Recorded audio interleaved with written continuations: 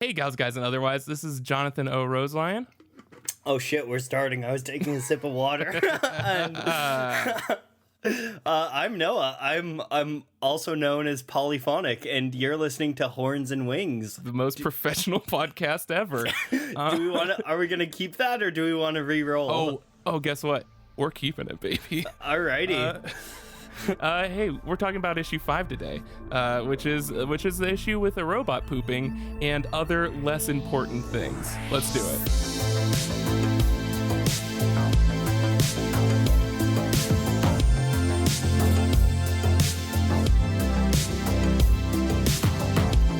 All right. So, I guess we should start with the cover. I love this cover as per usual. I want this. So it's Prince Robot the Fourth. It's like how would you describe this? Like a royal portrait? Yeah. A royal portrait, or like a head of state portrait. Like they have. You just picture it like hanging oil painted above a hearth. Yeah. Which is exactly what I want it for. Yes. This needs to be for your vast hearth. Yeah, I would pay money for this. It is. I also love that she does the more painted looks for all the covers. Yeah. They are always gorgeous. The next issue's cover I was looking at again, and for some reason it had left my mind like entirely. And when I looked at it again earlier today, it just like blew me away. Because it's so dang gorgeous. So we'll get to that next week. That's what keeps people hanging on to this podcast. So right off the bat with these.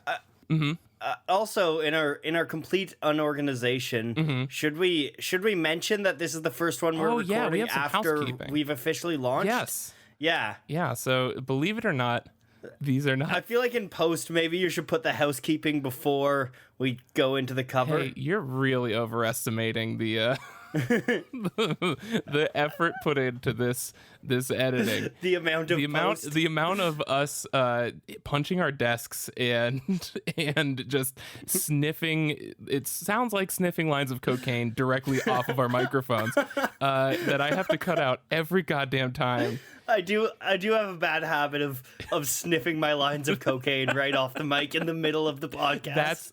Where do you think this energy comes from? That's the bad habit in that situation, not the coke itself. It's the manner in which you do it.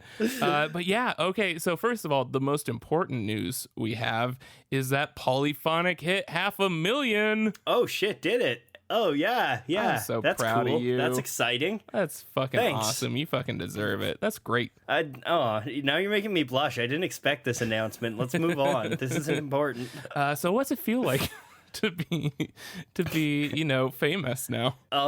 It feels like I want to talk about the way that we launched that was a bad transition. I was trying... Just swing and a miss. This is how you got 500 million subscribers? No, I did it by scripting. I'm terrible without a script. So we launched, and the reaction has been fucking amazing, and y'all are the best. Yeah. Thank you guys so much. Honestly, this is just kind of like a self-indulgent project for Jonathan and I, where we're just kind of dicking around and having fun. So it's super cool to see that you guys are into it, and that's honestly just a bonus. So thanks. I guess I guess what I'm saying is I'm flattered that you guys are interested in us just running our mouths. and just the amount of nice people and passionate people and not shitheads that has already jumped onto this thing is amazing. And also one more big piece of news. Since we last recorded, it has been announced, this is how long it's been. It has been announced how many issues there are going to be in total of Saga, the exact number. And Noah does not know this number yet. And I'm excited to reveal it to him because this is also at least how many episodes we're doing, more than that. So Noah, yeah, we're outdoing them at every turn. Noah, do you have a guess? Do you have an estimate? Because we are currently on the hiatus of 54 issues. So do you have an estimate of how many we're gonna hit? I feel like 99 or 100 is like a nice clean number. I guess 99. I guess 99 is also divisible by 6. Mm-hmm. but the way you're acting makes me think it's going to be more. Well, What's you know what isn't divisible by 6? Wait, hold on. 99 isn't divisible by 6? It's an odd number. Oh yeah, no, I don't know math. I figured it's divisible by 3. Might as well be divisible by 6. Oh, robot species, you are not. Well, as clean as that 99 or 100 is, we are going for a whole 108. We are at the exact halfway point in this series. So as much Saga as we have right now, double it, and that's what we'll end up with. And so That's exciting. we're going to be here for a bit. Which also means eventually there's a good likelihood you'll hear us reacting to stuff live as it happens real time in Saga. Yes. As live as this can be on our first reads of an issue, which would be really cool. Yeah. I want to. It would kind of be cool if we do catch up with it, which I would. Yeah, we are going to catch up with it in that scenario, because we're going at 4 times the release rate. But when we catch up with it, maybe we'll do like do a Live podcast. read? Yeah, do a podcast like as we're reading it or right after we read it, and like for like the first half, and then the second half, like do it a week or a few days later once we've had time to digest it or something like that. I think that's a great idea. Yeah, well, that's because it came from me. So we have. Hey. And whose idea was it to do this podcast in the first place? That's up for debate. It's not recorded in podcast form, so therefore history will never know. So yeah, big things are happening in the world of Saga right now, and I'm pumped. I'm reinvigorated. I've been so jazzed to record more episodes and get back into it. And one more thing worth noting is how loudly Noah just sneezed directly into my ear, which you won't know about because I cut it out. You're welcome. But another thing worth noting is I'll have you know it was a cough. Boy, you really just threw me on this one. That's it. Another thing worth noting is something that I've been thinking about how to do it better since we started, and something that has been reflected in a couple of the comments we've gotten is just trying to make this podcast a bit easier to listen to for people who have never read the comic, or it's been a long time since they read the comic. So we're going to shift up the structure a teensy tiny bit. So what we're going to do is for each scene in the issue we're going over, we're going to give just a full summary of that scene, try not to get too distracted during it, and then we will dive into the details. So that should be a bit easier for your brain to follow what's happening in each scene, and should be a bit easier to break down instead of us getting distracted by all the amazing stuff and all of the penises and boobs every 20 seconds. So, hey, speaking of shit that I'm immediately distracted by, do we want to jump into this first page? Yeah, absolutely. Though, shouldn't we give a summary of the scene, or should we? Well, yeah, Or but I would are we just imagine gonna it forego would what you start, just said? I would imagine the scene would start on the first page, though. Noah, work with me here, buddy. Yeah. Okay. So we open on a big old robot taking a big old dump. And that's the scene. And yeah, that basically my summary of the scene would be Prince Robot is, doing the old poop euphemism, and he gets a call from his wife, presumably. Did they say wife? I would hope, because I'm all for traditional robot families protecting them. Anyways, from his princess, who tells him that she's got a bun in the oven. She's pregnant. Hey. And then just as we get this news, someone runs in and tells Prince Robot that there's something outside. And is that the scene, or do we? I'm sorry. Did you say continue with the someone next? runs in? Because I believe you're referring to Lance Corporal McHenry of the Lance Corporal. 372nd Company. Yeah, With, you're right. With the greatest line in this comic that I just want to take a moment to really break down Lance Corporal's line here. Sir, a scout ship to the east just spotted something. And I think this is kind of just a microcosm of why Saga is so popular. Just the layers to Lance Corporal McHenry. Yep. Which actually in the next couple issues we're gonna get some good Lance Corporal McHenry action here. So yeah, it's he's gonna be a papa. Yeah. Old Prince Robot. But yeah, we start on that. It's honestly it's like a top 5 opening splash in Saga for me. It's just no dialogue or anything. It's just Prince Robot sitting in a not very private bathroom. There's no stall doors or anything. It's just a row of toilets. Also no sinks. Yeah. Yeah, actually, you know what? It reminds me of the Full Metal Jacket bathroom. I guess because he's at a military base. You know, the military doesn't believe in private shitting, I guess. I don't know. This is true. But yeah, he's just reading a book. But it's also just brilliant. It just shows how well Saga can smash together the fantastical and the utterly mundane, and everything about it. Like the colors are just so kind of muted and blue-gray, and it's like nothing about the scene is trying to be exciting. Like this is just taking a poop in a public toilet. And then it happens to be that the guy doing that is dressed up in regal outfits and has a TV head. And then when he's talking to the princess, I love that she refers to Marco and Alana and Hazel as these miscegenators and their horrid mistake, which we asked before what you think the robot species sounds like, and because of this, because she said miscegenators, which I believe is people who mix races, then I have her accent narrowed down to very posh British or a very thick Southern accent. It is one of the two. Both kind of work with her aesthetic too. Yeah, actually, very Southern Belle looking dress. Yeah, gorgeous. I love the panel with her she's looking out this window, and it's a very like sunset lit bedroom with these gorgeous, I love the striking teal flowers there. It's interesting too, because this is something that I picked up here and noticed throughout this whole issue.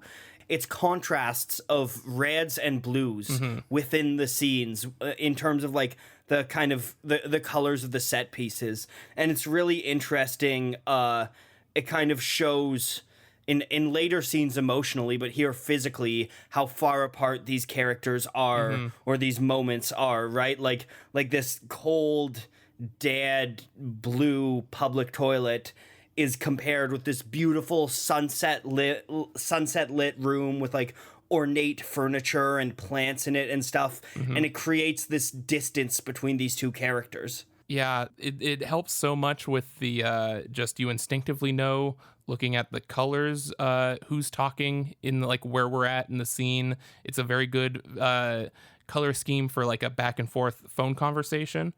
And also, I just love that the flowers in her room are the same color as the bathroom walls where he's at. I like that juxtaposition. And yeah, that's pretty much. Oh, one more thing I loved out of this scene is that when she says she's pregnant, and he says, "You're sure?" And she says, "Quite. Mom says the tests are foolproof these days. They're robots. Why have the tests not been foolproof?" That is such a, I love how like absurdly human that is, and it's just like, you're a fucking robot, you should know if you're pregnant. The whole question of how like the biology of the robots is begged and not answered, and that's fantastic. Yeah.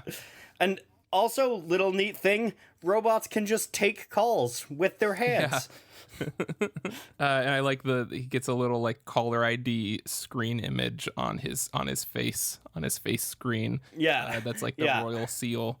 So yeah, a lot of really great robot world building here, and we have some new stakes for Prince Robot, because it's established that he's probably not going to get to come back for the child until he's done with his mission of tracking down Marco and Alana. The dirty miscegenators.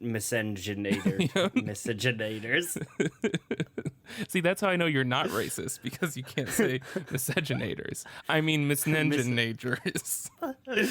So I think I'll hand the summary off to you, because right. I did the first one. Can you summarize this scene? So we go to, because where we left off Marco and Alana was that the Wings ship discovering them on the mountain.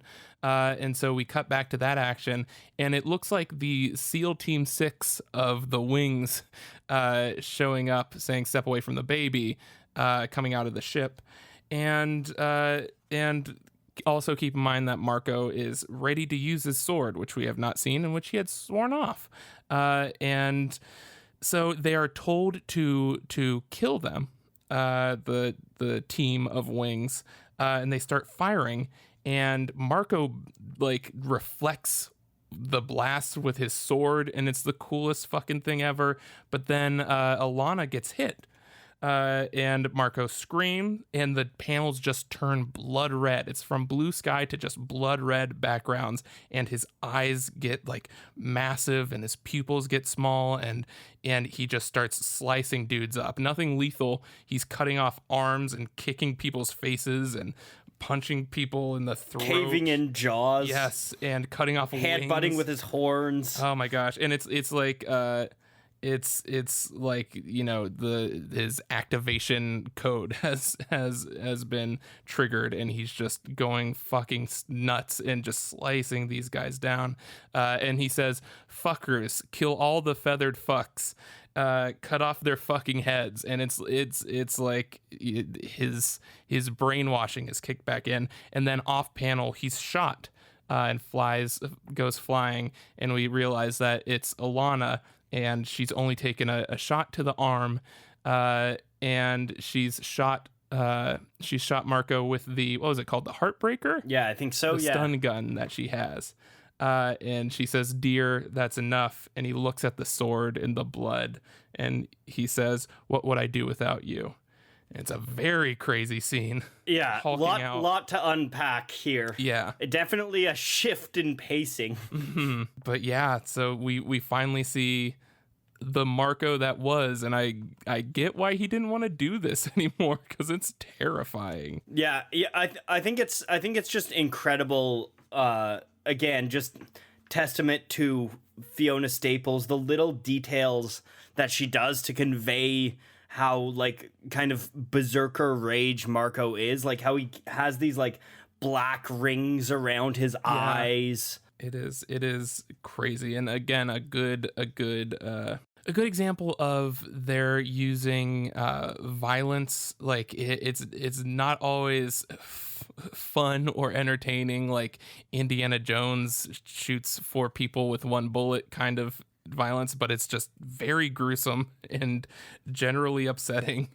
And it's also a bit of a bummer to see the most peaceful and wholesome character in this comic just fucking go berserk like this. Yeah, it's like, it's so rattling to see Marco behave like this. Mm-hmm. And you can even see, like, there's a panel like after he's kind of beat them up, before he's like, "Fuckers, kill all the fuckers," where you can just see him like kind of like hunching over, like animalistically, like something entirely different. It's almost like he's possessed. Mm-hmm. Which, by the way, it's such a smart again, the magic serving some sort of narrative purpose here. He has that blue streak that follows the sword, and it makes it so much easier to follow the action in this scene, because you watch the blue streak that's following the sword, and you see like how he's like moving between the different targets and stuff.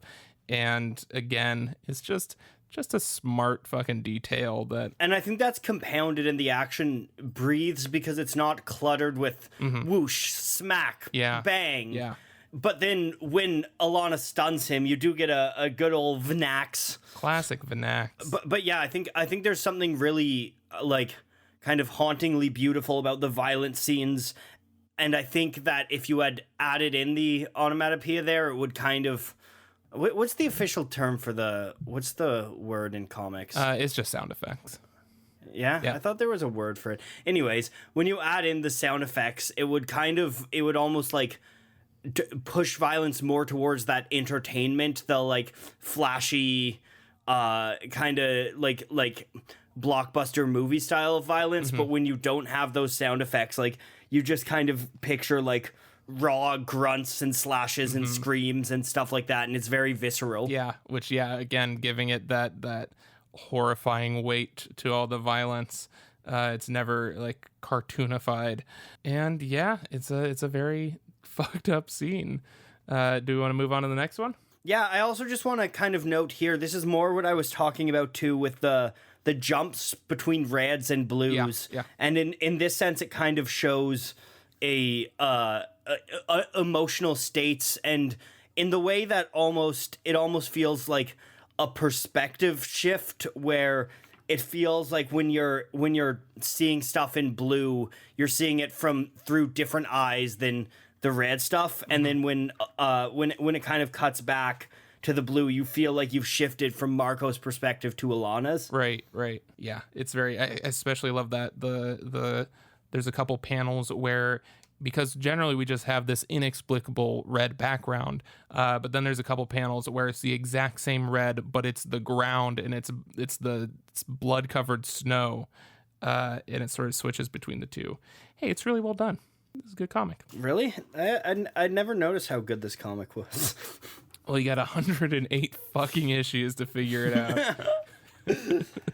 So yeah, I think then we get a kind of jarring jump to space and Sextillion, where the Will is kicking his way out, and the Will, having, in case you missed our last episode or forgot, he rescued a girl who was presumably sold into sex slavery.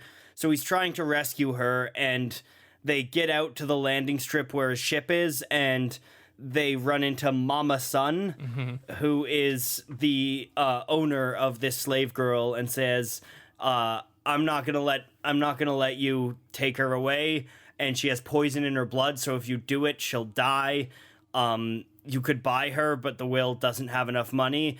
And so we're kind of left with Mama Sun walking away with Slave Girl, and the Will racking his brain to try to figure out a way to save this girl. Yeah, and this is again a bit of a bummer. Well, first of all, I love the Will's line, because there's a bit of back and forth between the girl where he says, "Come on, I'm gonna get you out of here," and she says, "Are you my master now?" And he says, "Like hell." And she says, "Then what are you?" And he says, "The Lord of Shit Vacations." And I feel like, again, another podcast name that we completely blew. It is at the very least my autobiography. But I like how you just have this sense of pace and an action scene. Even with all this dialogue, things keep moving, and then it's just full on just stopped by when we see what's her name, Mama Sun. Well, and that's so well reflected in the artwork, with like everyone's running, the scene is moving, even like the long-term parking, there's like kind of these arrows, and even the arrows in the like setting sequence, that everything seems to be moving, and then she's just completely stationary, popping a little bit into the gutters, like kind of just very impactful, running into a wall pretty much. Yeah, and I love the Mama Sun's character design. Again, is fucking great. She's a purple lady with very a very small amount of golden armor. Everything else is gold, and she has this like just shark teeth, and she's not that nice. You know what? I'm starting to think that this underage sex slavery ring does not employ the kindest folk. I think that there's some you getting a hunch of that.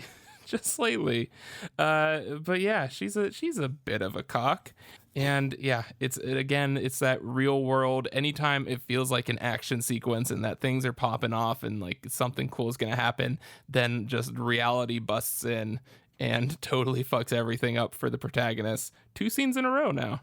And I love the way that Lion Cat is used narrative here. Like Lion Cat gives the writer a tool to be like, well, in a situation full of like thieves and like people who buy slave children and stuff, people are liable to lie. Liable. You should be writing this. But Lion Cat is a way of confirming, no, this is true. Like, even if the will, and it's reflected, the will thinks, well, I'm not going to trust the word of this. We have a source that's like, nope, it's true. This is the plot. You got to work within these rules now. It's a good scene. I like this one. This is like so much in these last two issues of the arc is just like really propelling the plot forward, and this thing fucking flies, and I love it. And I think it's really interesting. It's kind of a sharp contrast from the last issue where the will kind of seemed detached but cool and in control for like pretty much the whole issue. And even before that, anytime you've seen the will, he kind of seems a lot more in control of his situations. Whereas now you see him starting to panic and the like think. Like you see more emotion than you tend to see from him. And he's really like his hands are on his head and he's like trying to figure out a way to work through this. Yeah. And also I love this little bit of world building in that scene where his hands are on his head, where he says, no, this is bullshit. I'll call the constables. And so apparently that's the thing in this galaxy. The police are the constables, and we will see them later, and they're fucking great. Yeah. But yeah, that's that scene. Anything else you wanna point out in that one? Nope. I think we're good. I think you're up for the next summary. All right. Well, this is an easy one. So Marco and Alana are now, they've taken the Wings military ship, and Alana knows how to. Well, she's only flown one of these in a simulator before, but she generally knows how to fly it. And Marco is coping with what he's done. It's a very good conversation on the impracticality of violence, and saying that violence is stupid, even as a last resort. It only ever begets more of the same. And he's really, really getting down on himself, and he's saying that they're cursed and all this stuff. And then right at the last, right when he's just getting really emotional, we hear a little he and a aha from Hazel, who's laughing. And are those I mean, obviously she's the narrator and stuff, but chronologically, is this the first time we actually see Hazel have a speech bubble? Yeah. Yep. Not even crying before. This is the first time. And it very much lightens the mood. It makes them, it reminds them what they're fighting for. And Alana says, well, the spoiled brat's got a lot to be happy about. We're alive, we've got each other, and the rocket ship for us is right around the corner. Face it, today was a good day, as they speed off. And it's just a nice little, again, those reds and blues. Red inside the spaceship, blue outside, and that creates a sense of like warmth and cold in my mind. Like you see they're going through this cold landscape that's harsh, but then there's this warmth where they have each other. They have this warm little family unit inside, and it's interesting how the two different colors can be used in all of these different scenarios to mean all these different things, right? Yeah. And so it's still, in a way, it's helping you keep track of the story, even though you're jumping between all these different scenes, because we have those consistent palettes, even though they're in two different places. You understand that that we're back to Marco and Alana's storyline here, because we get the blue and the red backgrounds, which is ridiculously smart. I love, in terms of kind of character building, I love the line, my reluctance to use force isn't ideological, it's practical. Because you totally feel up to this point like there is some ideological tilt behind it when he's talking about his vow and biting the umbilical cord and stuff. But but when you hear Marco describe it, it seems like, I don't know, it seems a lot more grounded and in some ways a lot more believable than the vow of peace for whatever. Especially because you've just seen him break it. It seems he's like, no, this isn't like a sacred vow in the typical sense. This is just, I genuinely believe that the way to end violence in the world is to stop perpetrating violence. Yeah, like, which makes I'm glad that they justified that for him, because clearly it wasn't like they wouldn't be able to justify it being some kind of like, oh, it's the way I was raised or some kind of dogmatic view of it, because clearly it's the exact opposite, where he was programmed to be violent and he was raised to be violent. And yeah, it's really interesting. And also I love that he says sooner or later our family will pay for what happened today. And Alana says, so the guy whose hand you lopped off comes after us with a hook in 20 years. Add him to the list, which I'm making a mental note now. If we get to the 20-year point, I feel like that's going to be like issue 107 is Hook Hand coming back. Getting that revenge. I had the same thought when I was reading that. I was like, is this foreshadowing something? I would not put it past this book for a second. But yeah, I think that's mostly it for that scene, unless you have any more thoughts. I'm going to come back to that scene later for a different reason, but for now, I am satisfied. All right, so now we get the last scene of the book, and the one that will demolish Jonathan's sexy spider fantasies. You'd think. No, yes. So we get our old friend, the Stalk. For those of you who are just tuning in now for some reason, the Stalk is a topless spider lady who carries a bunch of guns and is very badass. And she basically gets a call from the Will, who says that he needs money, presumably so he can buy a slave girl's freedom. But then what happens? But we get some collisions of characters. Oh shit! Prince Robot 4 or the 4th, I don't know.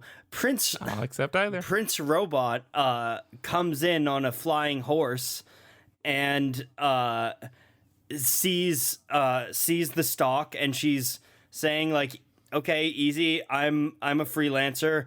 But then good old Lance Corporal McHenry says that she's reaching for something, and Prince Robot blows a fucking hole in her chest and kills her. Yeah. Yes. The that's our final splash in this is the Stalk lying like a dead spider with on her back with her arms curled in, and she's holding her little phone thing. Egg phone, yeah. Yeah, and the Will's saying hello, and she's got a big hole in her chest. And I think in a not exactly as dramatically, but in a kind of Eddard Stark way, this is when you really see the stakes of this story.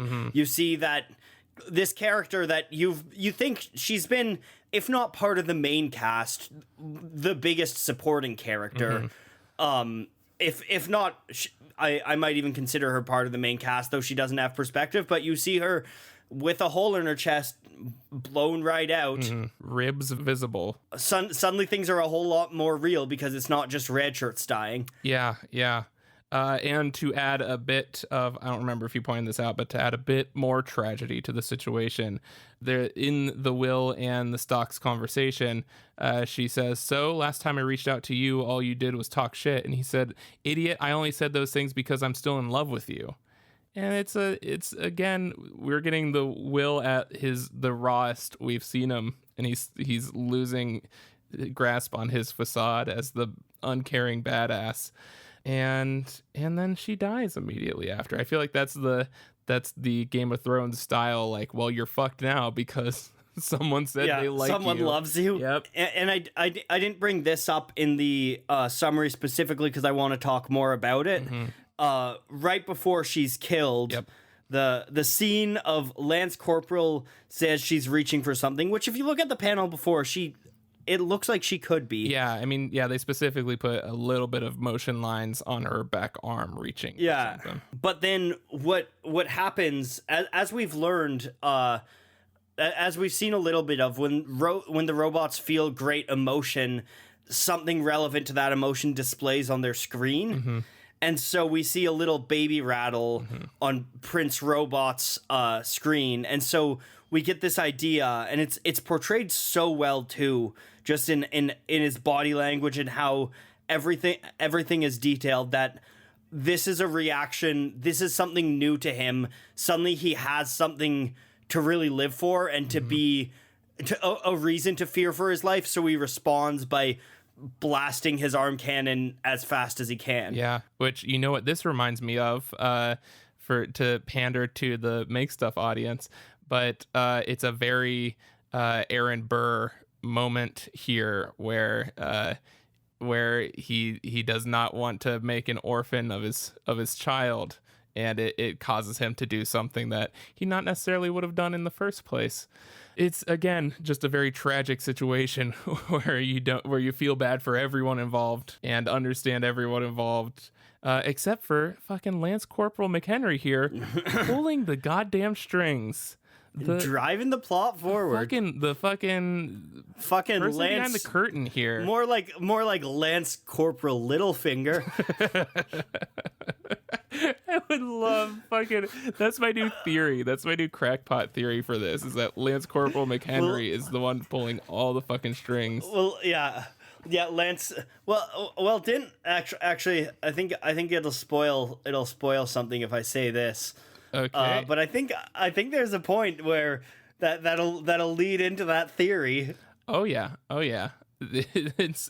Trust me, we've uncovered something big here, and fucking Image just wants to shut us down, man. Shut us up.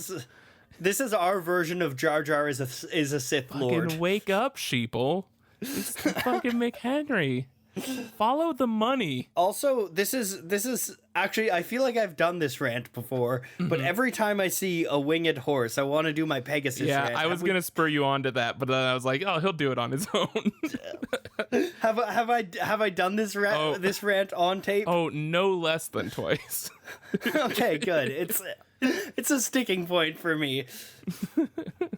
I do love that the winged horses have beaks. Yeah, that's a nice little touch. They're almost like hippogriffs. Mm-hmm. But yeah, this is our first real casualty. Don't try to bring the real important stuff back in here. I'm talking about winged horses. No, the first casualty is the Pegasus, who apparently died for the sake of these beaked horses to be in this. But yeah, no, actually, this is our first serious, like, named character that we like you said, we're growing to empathize with more. Yeah, for sure. Because I think that also, there's always a thing of like, it hurts because I feel like she is the most immediately iconic, except for maybe Prince Robot. But just visually, like, she's the most immediately iconic character that we've seen so far, and so striking. And so, like, you already get points for, like, being endeared to her in some capacity, because she feels like, oh, this iconic, like, crazy character that's so fascinating, and she's been entertaining in every scene she's in. Like, you already have that connection to her, which is why it's brilliant to kill her off immediately. Yep. But because also we sort of got the extent of her character. Like, I don't as far as we know, there's not a ton of layers to peel back, so I think it's a very smart move narratively, but fucking devastating, and she will be missed. So yeah, now we are building more enemies amongst the main characters, and things are getting intertwined in a very messy way, in a very violent way. And yeah, I'm pumped to see where this goes, because there's only one issue left in this arc, and then we're done. We're going on our 5-month hiatus. That is your usual release cycle. There you go. We're doing this Make Stuff style, baby. So yeah, I think that's a point to go to our questions. Yeah. Oh, well, really quick before that, do you have a favorite moment? Yeah. I think my favorite moment is actually the final splash. I think it's Fucking great. very raw, and it shakes you a little. Yeah. And then the other thing too is like it's incredible to me that she's such a like crazy cool scary character, but once she's killed, she just looks so like vulnerable. Like Yeah. the look on her face looks so sad, and her legs, like you pointed out, curling up like a dead spider. Like it's similar to the other violence. Like it's a really kind of brutal depiction of death, and it's crazy that a character who seems so badass suddenly in death, you see her so vulnerable. Yeah, totally. It is fucking. It's an iconic death for an iconic character, and very fitting. And I get the feeling that's not the last time we're gonna see a death in the final splash of a Saga comic. Yeah, my favorite moment is the one I said I'd come back to with Marco and Alana in the ship, and this little detail that I hadn't realized until just this read through, is that. When Hazel laughs and it has the he in the aha, that is the same font and handwriting as the voiceover. I noticed that too. And I just, I noticed that. I love that little detail to death. And it's just such a nice way to, like, like a very subtle way to remind you that, like, hey, this could turn out right. It could turn out okay, especially in an issue that has like so many sort of. Like, it's getting intense. Like, everything is, like, there's a lot of stakes. And again, like, Hazel just sort of serves her purpose as, like, this is what everyone's fighting for. Yeah. Or against. And she is such this sort of beacon of hope throughout the series. And I think it creates this, it creates this interesting effect where, like Hazel has kind of existed up until that point as two entities, as the narrator and as the MacGuffin. Yeah. And that kind of smashes these two worlds together, and really it reminds you of that. And I think I also think another really cool thing about that is like that moment brings a kind of level of cosmic profoundness to their moment, and breaks the tension and has them smiling and laughing. And I think you're so used to that font or that handwriting being used over wide shots of space, right? Yeah. Over big ideas, mentioning like giant metaphors and stuff. Yeah. So it's interesting how that punctuates it. Yeah, it's great. I love it. So yeah, let's do questions, but real quick, give me that sweet question theme music.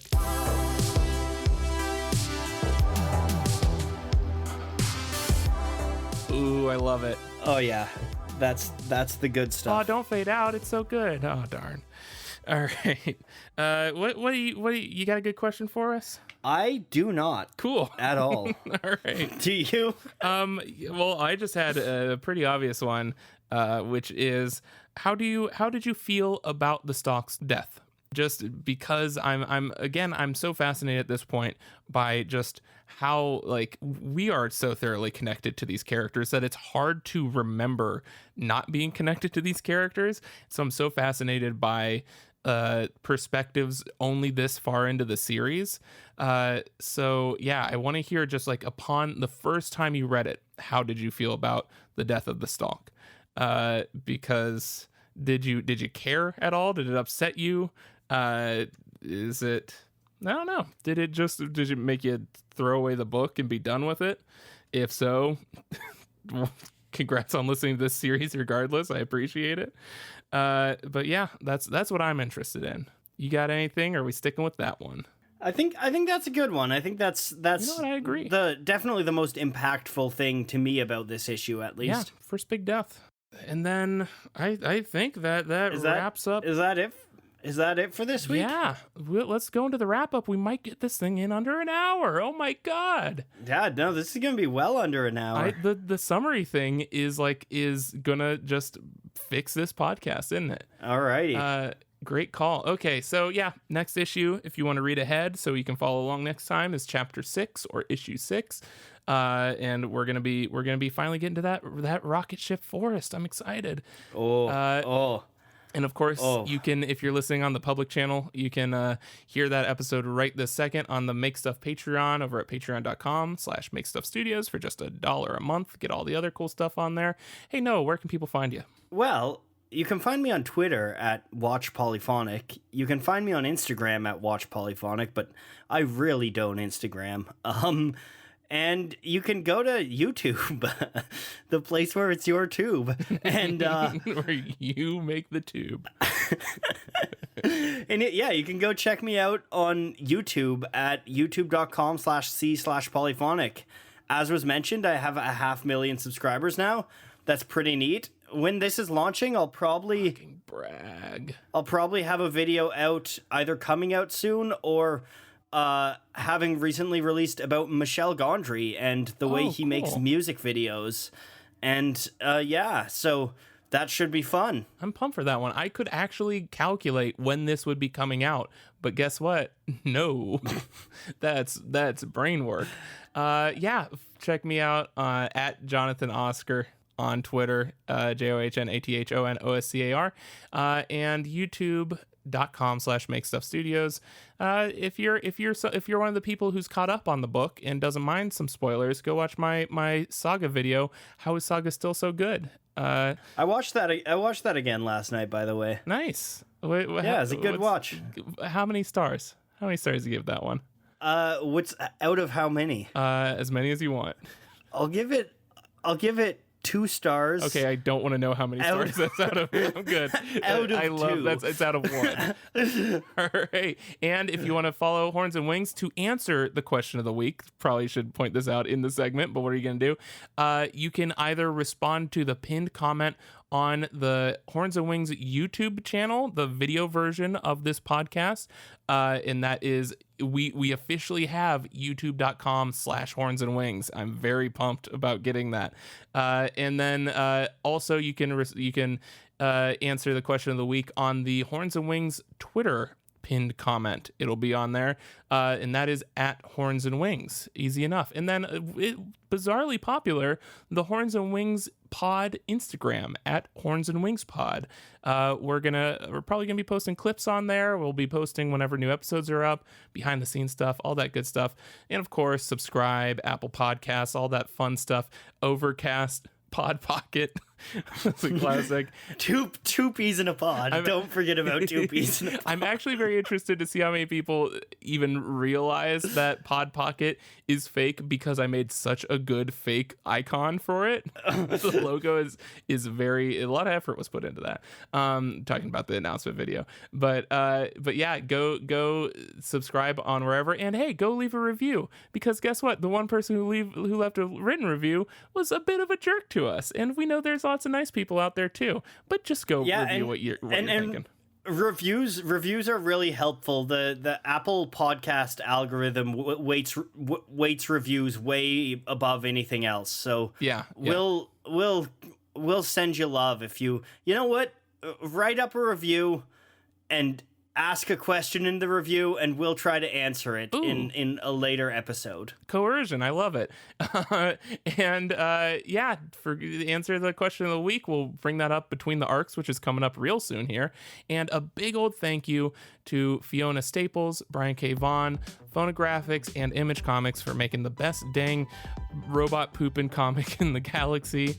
And of course, we got to leave it off with that classic It's funny question. you should say. It's funny you should say robot pooping, because I was about to ask. Am I shitting? Am I shitting? Bye.